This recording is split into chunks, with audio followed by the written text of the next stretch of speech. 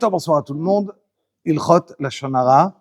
On est déjà au 9e shiur, c'est extraordinaire, pas oublier de les réviser, c'est important. Voilà, il dit le Chafetz Chaim, il dit comme ça, Issur Lashon Hara, wa aflu im en meve'er be'et hasipur et ha'ish hu medaber alav. Même si, quand il va commencer à parler, je raconte une histoire, mais je ne donne pas le nom de la personne. Et on est d'accord, quelqu'un qui raconte pas le nom de la personne, donc l'Ichoura, c'est boutard. Ça veut dire, je suis en train de raconter une histoire, et je dis pas le nom. Je te dis pas le nom. On est entre nous, je te raconte une histoire, tu n'as aucune idée c'est qui. Alors évidemment, il dit le Chafetz Chaim, si dans ma parole je te dis pas le nom, mais tu peux arriver à comprendre c'est qui, c'est assaut. C'est une manière de te... Ou même si je sais que la personne, après que je lui ai raconté, il sera tellement curieux, il va partir derrière à commencer à se renseigner c'est qui, c'est aussi ça assaut. D'accord? Même si moi j'ai pas dit de nom, mais la personne il est, ah mais c'est qui, c'est pas possible, c'est qui, c'est assaut.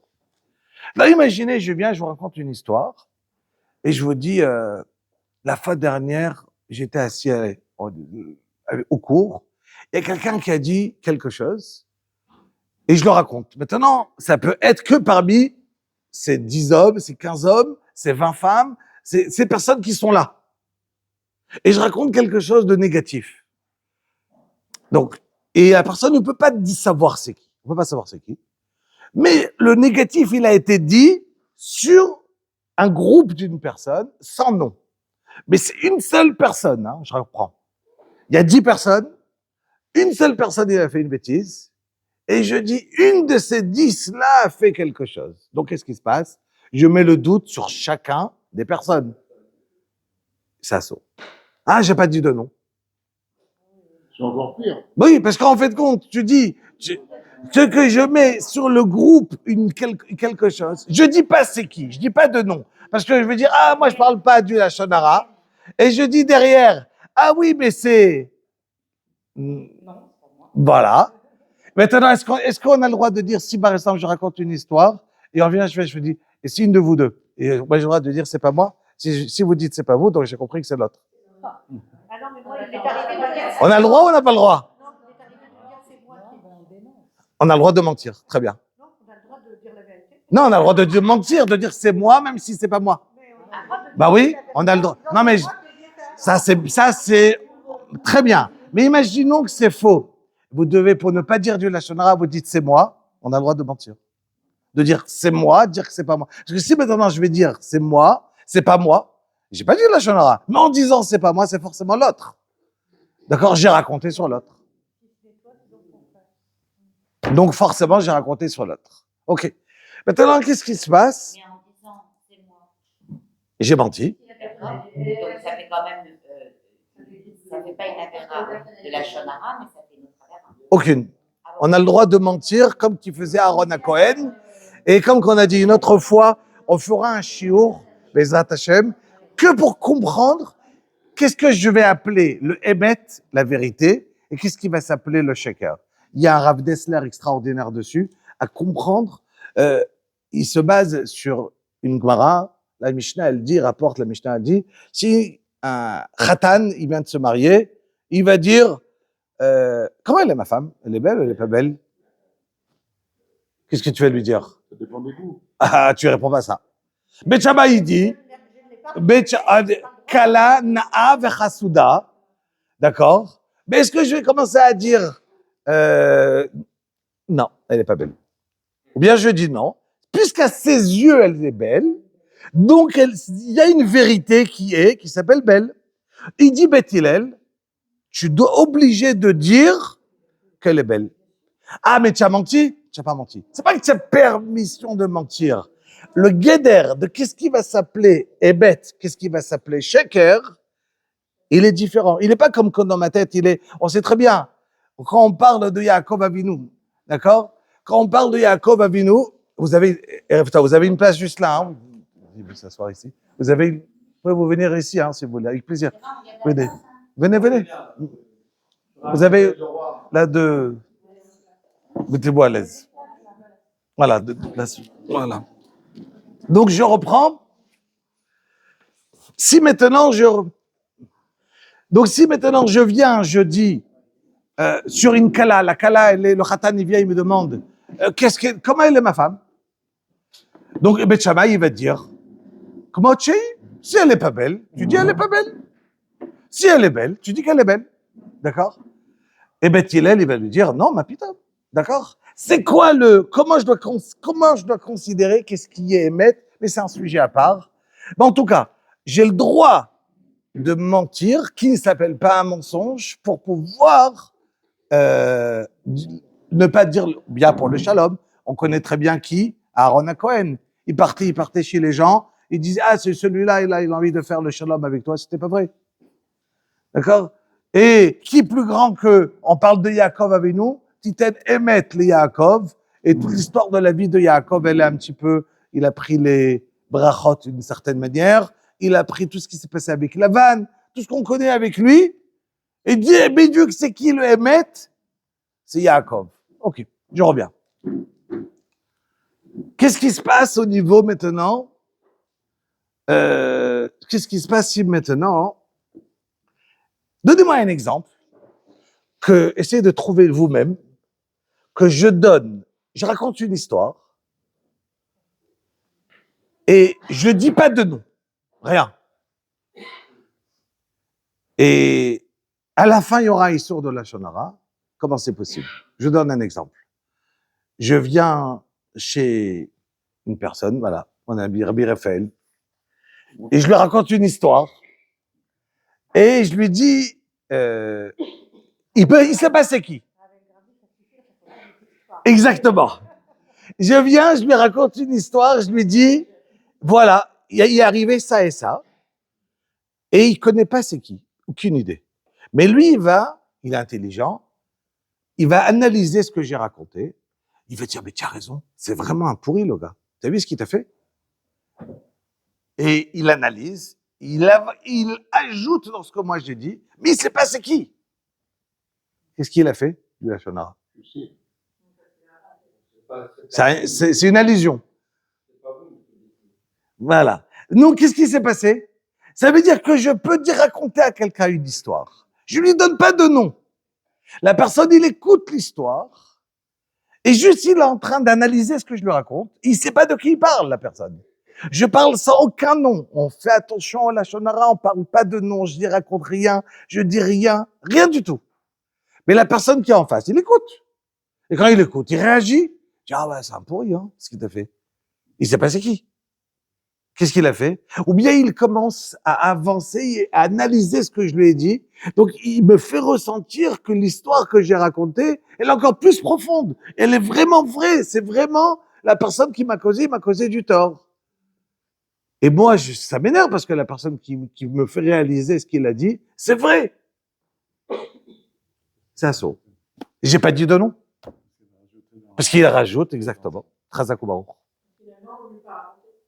Exactement. Donc, vaut mieux se taire même sans nom, des fois, on ne peut pas raconter. Maintenant, le dernier point, après on a fini avec la loi de la Shonara. À qui on peut? On a une histoire, un chidour, un truc comme ça. À un moment donné, on est bien obligé de raconter à quelqu'un. Alors, vraiment, moi, je vous dis une seconde. Hier soir, il y a quelqu'un qui m'a appelé pour vider son cœur. Une histoire vraie, hein, d'hier soir. Mais il y a 2 points. Premièrement, il y a 2 choses. C'est qui?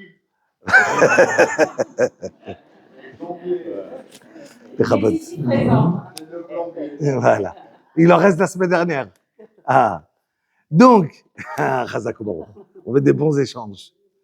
Donc, il m'appelle hier soir et il me dit, il me raconte. Maintenant, il y a 2 manières quand tu écoutes. Il y a où tu retrouves les caves zéchoutes de la personne. Ça veut dire que tu essayes de lui dire, non, ton histoire elle est bien, mais tu sais, ça va s'arranger d'une certaine manière. Tu le calmes ou bien tu le rajoutes. Il y a une personne déjà, quand elle écoute, on sait très bien que tout le monde ici, quand il y a une histoire de couple et qu'une femme, elle raconte quelque chose, des fois, elle cherche pas une réponse. Elle cherche déballer. Il vaut mieux se taire et écouter. Pas forcément qu'on a toujours besoin de répondre.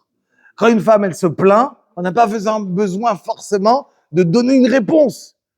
D'écouter, c'est déjà beaucoup. J'écoute. Le fait de savoir écouter, Parce que pas forcément quand une personne il parle, il attend de ta part une réponse. Il veut juste que tu m'écoutes. C'est tout. Donc, quand une personne elle a besoin de déballer, tu racontes son nom et tu cherches une personne qui sait écouter d'une certaine manière, qui va pas raconter, pas rajouter de l'essence dans le feu, de l'huile dans la Medora. De venir et de dire, OK, j'entends, ça arrive, chacun il a des mauvais moments, chacun a des moments de stress. Et au contraire, si on baisse, ça va passer, tout simplement. Dernier point, est-ce que j'ai le droit de penser du Lachon Hara sans le dire? On s'en va. Allez. Est-ce que j'ai le droit de penser? Alors, est-ce que j'ai le droit de penser du Lachon Hara? Alors voilà. Alors je viens et je vous explique quel est le issour de penser ça. Voilà, mais de là au moins vous allez comprendre le côté dans le issour de Lachon Hara. Non.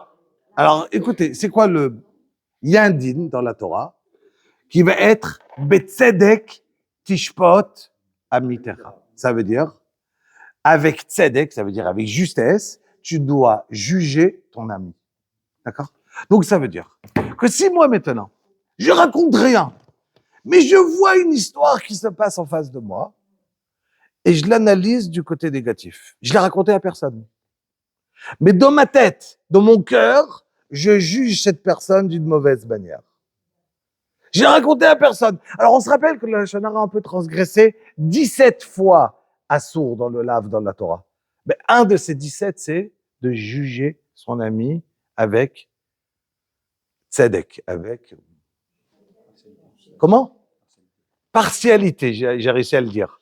Donc, ça veut dire que je dois juger mon ami d'une certaine manière qui est... Voilà, ça veut dire partialité. Donc, Comment ça s'écrit? donc ça veut dire que quand je vais juger... Ça veut dire la partialité, ça veut dire... Voilà, que je viens et je donne à quelqu'un, et que j'arrive à juger quelqu'un, et d'une certaine manière. Donc, si j'arrive comme ça à juger, alors encore une fois, je reprends. Je vois une histoire qui se passe. C'est pour ça que si vous êtes dans... Imaginez, je sais pas, quelqu'un, il fait très, très chaud. Donc, Todaraba, quelle gentillesse. Donc, générosité. Donc, imaginez quelqu'un, il va lire du Lachon Hara. Il est dans un groupe de WhatsApp, et dans des groupes où ça va dans tous les sens, d'accord?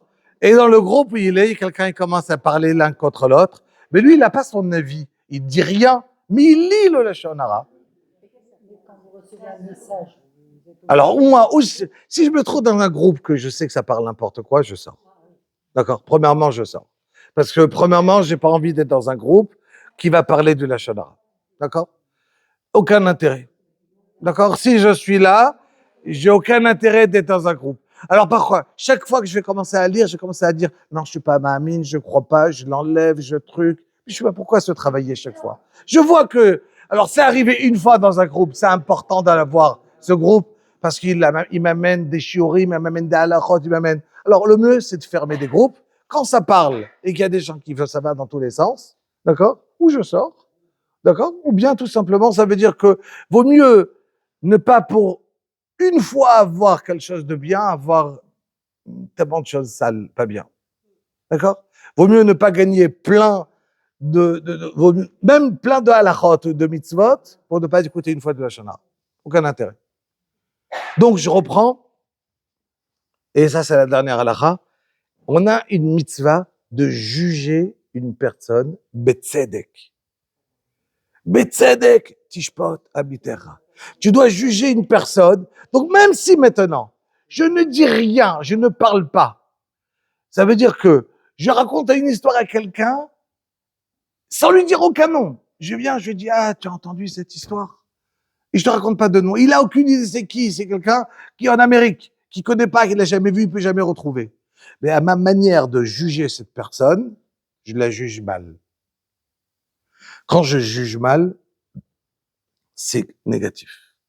Je finis avec une histoire très dure, je sais. on s'habitue à avoir du bien. Ouais, tout à fait. Très, très, très, très dur. De chaque fois. Non, mais c'est vrai. La Torah, elle n'est pas dure. Elle est très dure des fois. Mais ça nous donne, et sincèrement, notre vie, elle est meilleure si autour de moi, je m'habitue à regarder. Il y a jugé positif. Ah, lui, il n'est pas là à cause de ça. Ça à cause. Et on n'est pas naïf, on est d'accord. On sait qu'il y a des gens qui sont mauvais. On sait qu'il y a des gens qui sont pas bien.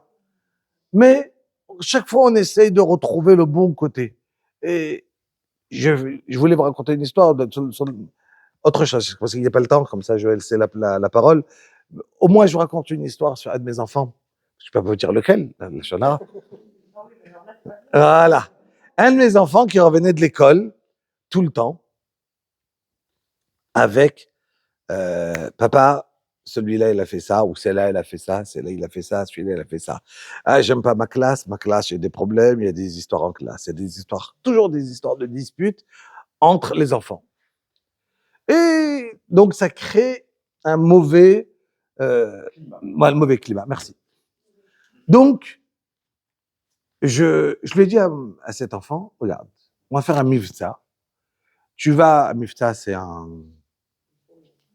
comme voilà, une idée, on va trouver une idée comme ça quand on va trouver quelque chose à faire ensemble, d'accord? Et tu vas avoir une récompense. Chaque jour, tu dois revenir de l'école avec, qu'est-ce que tu as vu, une bonne action entre tes amis. Chaque fois que tu as trouvé quelque chose de bien, que tu as vu un enfant qui a fait du chesed, un enfant qui a été mévater, tu viens, tu me le racontes. On le note, tu as un bon point. Évidemment, si tu as une Sarah en classe, tu me la racontes, tu as un problème, tu me le racontes aussi. Mais si tu me le racontes, tu n'as pas de bon point. Juste, tu vides ton cœur. Mais quand tu as vu quelque chose de bien et tu as remarqué, et tu me l'as raconté, à votre avis, qu'est-ce qu'elle faisait, cet enfant? Elle cherchait pour avoir des bons points tout le temps. D'accord? Il cherchait non-stop en classe. Ah, qui a fait quelque chose de bien? Qui a fait quelque chose de bien? Pshhh. Shalom aleichem erev tov. Baruch hanoten koach lacholim. Un kol hakavod, de venir même quand on est fatigué. Donc, bravo. Donc, je disais que quand on vient cet enfant-là, il est en train de chercher le côté positif qu'il avait en classe, non-stop. Qu'est-ce que ça lui donne? Il s'habitue à chercher le bien. Et donc, tout à coup, il a vu que cet enfant, cette copine qu'elle avait en classe, mais elle a plein de choses bien, puisqu'elle a commencé à rechercher le bien. À la place de regarder le côté négatif, elle a commencé à rechercher du bien. Et puis, en peu de temps, la classe, elle est super classe, tout va bien, j'ai des très bonnes copines, c'est extra. D'accord. C'est les mêmes. C'est juste, je commence à regarder. Donc, c'est ce qu'on appelle Betzedek, Tishpot, Amitecha. Tu vas essayer de chercher tout le temps quand tu vois une histoire, tu vois quelque chose, tu peux le traduire, il y a toujours comment le traduire. Aïn, Aer. Pas comme ci ou comme ça. D'accord? Donc, c'est à nous de essayer de trouver Atkan, la Shonara.